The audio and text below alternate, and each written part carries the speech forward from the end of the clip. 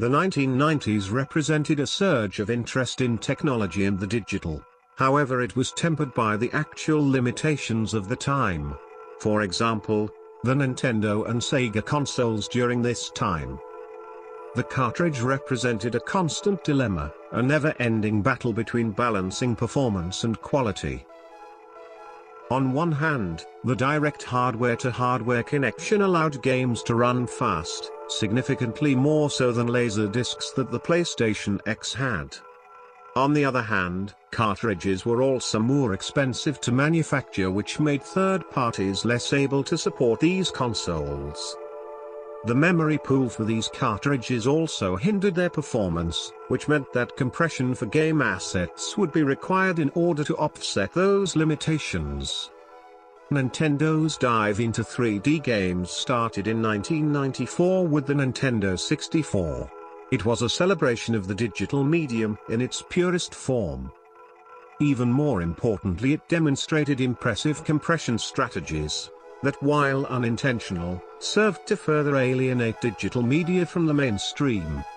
It had its own unique, memorable rhetorical and aesthetic experience. When you would see, play or hear a Nintendo 64 game, you'd know. Assets in the game had the appearance of blocky sculptures more than real beings. The industry could have remained with the 2D aesthetic, given that it was not even refined yet. However, the excitement of the idea of advancing up an extra dimension was much more appealing. The blocky sculptures that jumped, punched, kicked and writhed across the collective media devices in the 1990s were emblems of the digital material manifestation, and of humanity's ever-consistent ability to progress and advance beyond their historical antecedents. Perhaps the greatest example of unintentional brilliance assisted by compression was the soundtrack written by Koji Kondo for Ocarina of Time. This iconic soundtrack was meant to reference the standard, orchestral soundtrack found in cinema.